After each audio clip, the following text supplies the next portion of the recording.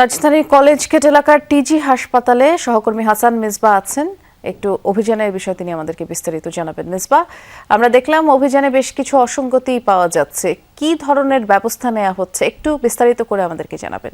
টিজি হাসপাতালে সকালে স্বাস্থ্য অধিদপ্তরের একটি টিম এসেছিল, তারা সেখানে নানা ধরনের অনিয়ম পেয়েছে। সবচেয়ে বড় অনিয়ম হচ্ছে যে একটি হাসপাতাল চলছে, সেখানে কোনো ডাক্তার নেই। এনআইসিইউতে বাচ্চা ভর্তি আছে, সেখানে কোনো ডাক্তার নেই, নার্স দিয়ে পুরো কার্যক্রম চালানো হচ্ছে। বলা হলো যে চিকিৎসক নাস্তা করতে গেছেন, কিন্তু 1-1.5 ঘন্টার মধ্যেও সেই চিকিৎসক আর ফিরে এলেন না। এরপর একজন চিকিৎসক এলেন, তিনি পরিচয় দিলেন তিনি চিকিৎসক। তার কাছে আমরা বিএমডিসি রেজিস্ট্রেশন নম্বর জানতে চাই।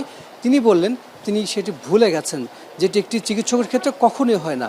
এরকম নানা অনিয়ম সেখানে পাওয়া গেছে। পরে সেই এনআইসিইউটি বন্ধের সিদ্ধান্ত হয়। আর আমি এই মুহূর্তে আছি যমুনা হাসপাতাল, জেনারেল হাসপাতাল।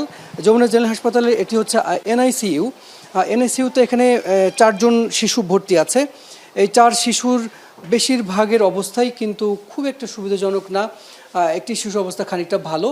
তো এনআইসিইউতে শিশু যারা আছে, এখানে কোনো ডক্টরের দেখা পায়নি স্বাস্থ্য অধিদপ্তরের টিম।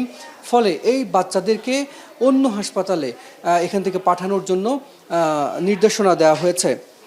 পাশাপাশি এখানে অভিভাবক যারা আছেন তারা 2 জন বলছিলেন যে তারা নিজের ইচ্ছে এখানে এসেছেন, বাকি 2 জন বলেছেন তারা অ্যাম্বুলেন্সের চালকদের মাধ্যমে এই হাসপাতালে এসেছেন। মোট 5টি প্রতিষ্ঠানের স্বাস্থ্য অধিদপ্তর অভিযান পরিচালনা করেছে। তার মধ্যে এই 2টি প্রতিষ্ঠানের এনআইসিইউ এবং টিজি হাসপাতাল পুরোপুরি বন্ধের সিদ্ধান্ত হয়েছে।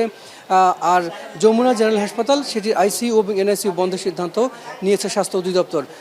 বাকি যে 3টি প্রতিষ্ঠান, সেগুলোর বিষয়ে আগামীকাল স্বাস্থ্যের ডিজির সঙ্গে কথা বলে বাকি সিদ্ধান্ত নেওয়া হবে। আমরা জানি যে রাজধানীর সোহরাওয়ার্দীর বিপরীত পাশে এই মুক্তিযোদ্ধা টাওয়ারে অনেকগুলো প্রতিষ্ঠান আছে, যে প্রতিষ্ঠানগুলো পুরোপুরি দালাল নির্ভর। কিছু কিছু প্রতিষ্ঠানের মালিক নিজেই দালাল ছিলেন এবং একটি হাসপাতালের মালিক হয়ে গেছেন। সুতরাং এই দালাল নির্ভর স্বাস্থ্য ব্যবস্থা বন্ধের চেষ্টা করছে স্বাস্থ্য অধিদপ্তর। সেটা আসলে কতটুকু সম্ভব হবে সময় তা বলে দেবে। নিশ্চয়ই তাই। ধন্যবাদ, আপনি বিস্তারিত করে জানাচ্ছিলেন মিসবাহ।